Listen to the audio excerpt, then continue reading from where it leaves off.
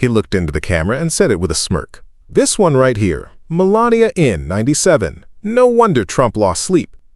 The audience laughed, but Donald Trump did not. He was watching.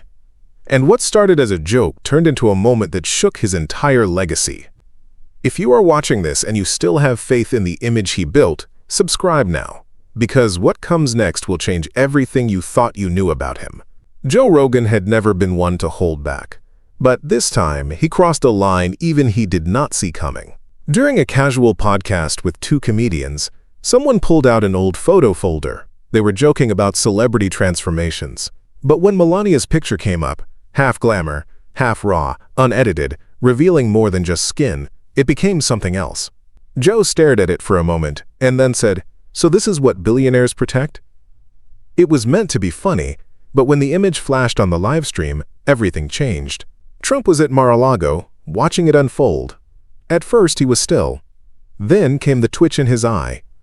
And then, a sudden slam of his glass against the table. His aides looked at each other, unsure whether to speak.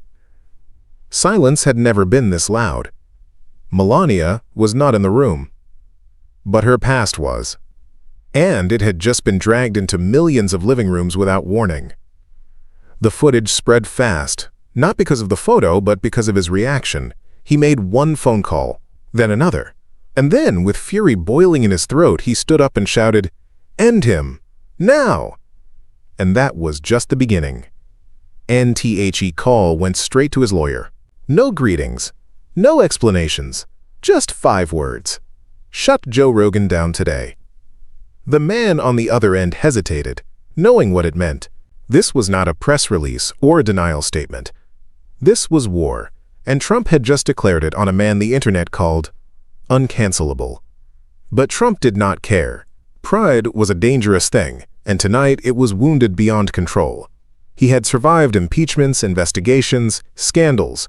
But this was personal. This was about Melania, about an image he had tried to bury for decades, an image that now lived on millions of screens. The video of Joe laughing had already hit every corner of the internet, but what no one knew yet was what Melania was doing while it aired. She had been in the garden, alone. She saw a notification, tapped it, and froze. Her eyes narrowed, then widened. She did not blink. Her past stared back at her with brutal honesty. Her hands trembled, not from shame, but from knowing who would be most angry. It was not Joe. It was the man inside that house. Trump stormed into the hallway, his voice echoing, "Who allowed that clip? Who knew it was coming?" Staff scattered. No one had answers, only fear. Fear of what he might do next. He was not thinking about the campaign anymore. Not the polls, not the media, only revenge. Meanwhile, Joe was still live, still laughing, still unaware that his joke had touched something far deeper than fame. He did not know that in the next few hours, forces would move to silence him, ones that had nothing to do with politics and everything to do with secrets. Secrets Melania never wanted told. Trump disappeared into his private room and locked the door behind him. He needed to be alone. The screen was still glowing. The paused frame of Joe Rogan mid-laugh stared at him like an insult carved in stone.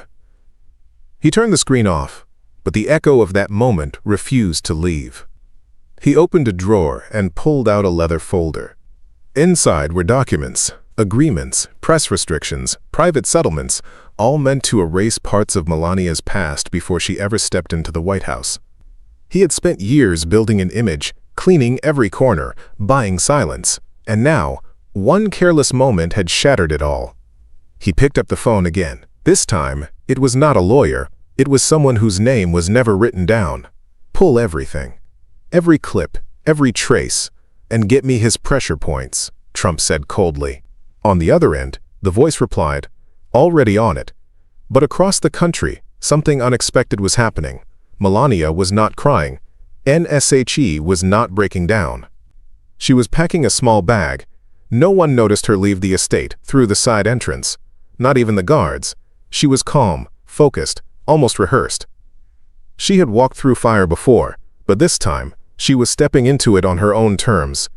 She drove without music, without calls, without fear, because she knew exactly where she was going and who she was going to meet.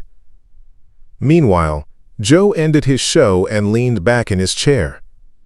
One of his producers whispered, "You may have gone too far." Joe smiled and said, "There is no such thing." But outside his studio, an unmarked car had already parked across the street. Two men inside were not fans. They were watchers, and they were waiting for him to make a move. Men in the car said nothing. They had a photo on the dashboard, Joe's face printed in black and white. One of them stared through binoculars, the other typed on a silent laptop. Every movement, every conversation, every flicker of light inside Joe's studio was being recorded. Not for news, not for safety, for leverage. Inside, Joe felt something shift, not in the air, but in his gut. That sense comedians rarely admit to. The feeling that the punchline may have crossed a line even the bold cannot walk back from. He glanced at his phone. Over 30 missed calls. Some were from people he trusted, others from people he had not spoken to in years, people tied to power. People who never call for jokes. He lit a cigar, trying to dismiss the tension, but it followed him, into the green room, into the silence, into the thought he could not shake. Why did that photo matter so much to Trump? Meanwhile, Melania arrived at a gated property, far from the city lights. She keyed in a code. The gate opened slowly. Inside was a house she had not visited in 5 years. But the woman who lived there had once known every secret Melania ever kept. A woman who had sworn never to speak again. Until tonight. Trump, unaware of her visit, was watching old clips, rewinding every word, analyzing every frame of Joe's laughter. He wanted to find weakness, a mistake, something he could turn into a threat. But the real threat was not in the clips. It was in the silence, because Melania had finally reached the door. And when it opened, the woman inside looked her in the eyes and said just 4 words. "He was never yours." Melania did not flinch. She looked at the woman and stepped inside, closing the door behind her. The house was dim, filled with dust and memories.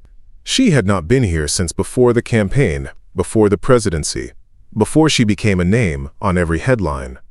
But the woman in front of her, Elena, had been part of her life before all of it, a name never spoken aloud, a shadow never written in the story.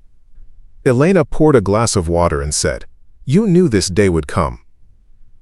Melania sat quietly. Her voice was steady, but her hands gave her away. "He wants to bury you," Melania said. "He will not stop." Elena smiled faintly. He already tried. Then she walked to a drawer and pulled out an envelope. Inside was a photo. Another one. One that was never published, never leaked, and far worse than anything shown on Joe's live stream.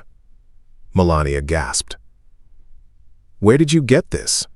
"It came from him," Elena said coldly.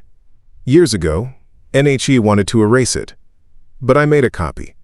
Because one day, I knew you would come." Back at Trump's estate, he stood in front of a map filled with red dots. Joe's sponsors, his agents, his business ties. He was not planning to sue. He was planning to crush. Hit him where it hurts. He told his aide. Break him in silence. Joe, still unaware of the layers unfolding, walked out of the studio. The car was still parked, the men still watching. One of them picked up a phone. "She has moved," he said. "You sure it is not just noise?" the other asked. "No," he replied. "She is meeting the wrong person." And just like that, Elena opened the drawer again. This time, it was not a photo. It was a voice recording. Melania stared at the small recorder Elena held in her hand. It looked ordinary, dusty, outdated, forgettable. But what lived inside it had never been heard outside that house. Elena placed it gently on the table. "He thought erasing the image was enough," she said. But his words, they cut deeper. Melania reached for it slowly. Her fingers hesitated, hovering just above the play button. She whispered, "What did he say about me?" Elena looked away. "It was never about you. It was always about power. You were just the image." The words hit harder than she expected. She pressed play.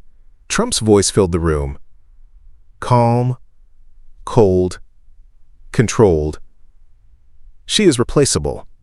Beautiful, but predictable. What matters is what the people see, not who she really is. Melania's breath caught. Her throat tightened. NSHE paused the tape. The silence between them said everything. Far from there, Joe Rogan entered his home, alone. He had shrugged off the strange car, the missed calls, the tension in his producer's voice. But something still clung to him, like a storm forming on the edge of reason. He poured a drink, trying to escape the weight of what he had done. But his phone buzzed again. This time, it was not a message. It was a warning. She is in danger. And so are you. No name, no context. Just those words. He looked out the window. The car was gone. But the chill remained. Trump, meanwhile, stood in front of a mirror, practicing lines, phrases, rehearsing rage. He was preparing for the camera, not to explain, not to defend, but to strike. But the ground beneath him was shifting. Because Melania had made a decision, she picked up the recorder, put it in her bag, and said, "I am not protecting him anymore." Quote, "The car pulled into an underground parking garage. No press, no cameras, no questions." Melania stepped out quietly, her coat tight around her shoulders, the recorder hidden inside her purse. She was not running. She was walking straight into the storm, on her own terms. Inside the building, an old friend waited.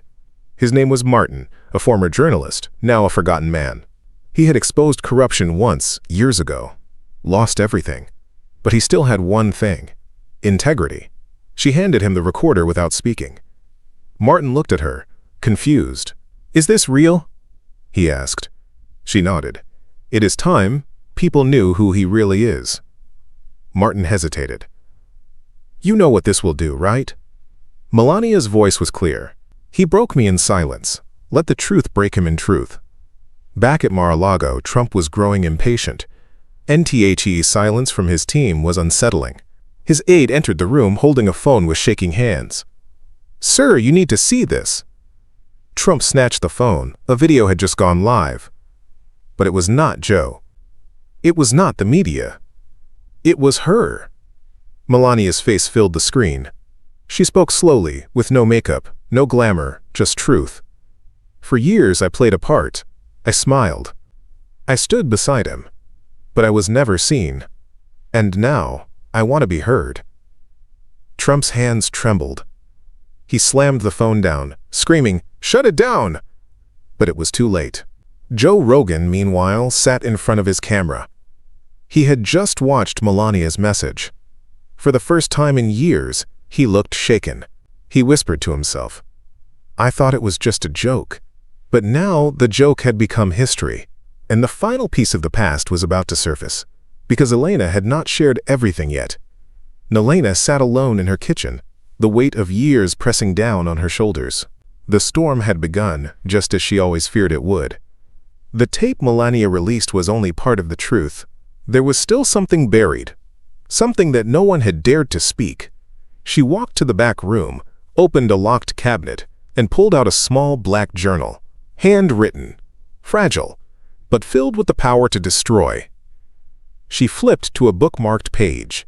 The ink had faded, but the words were clear. It was Trump's handwriting, a confession, not of crimes, but of manipulation. Public perception is everything. If she speaks, bury her in praise. If she resists, remind her of where she came from. It was never about love. It was always about control. Martin received the journal that night. He knew what it meant. The story was no longer about Melania's past. It was about Trump's plan. A blueprint of silence, charm, and invisible threats. It was not politics, it was architecture, construction of a false legacy. In his estate, Trump watched as channels played Melania's video on repeat. His calls were being ignored. His legal team was quiet. Even his closest allies refused to speak on air. The silence was growing louder than any headline. Joe Rogan released a short video. He looked directly into the camera. "I said something stupid, but I did not expose her." He did. Over and over again. "I just laughed at the mask he forced her to wear." Melania left the country 2 days later. No press, no security, just freedom. And Trump, for the first time in decades, found himself alone. Not because of the media, not because of his enemies, but because the woman he built his image on tore it down herself.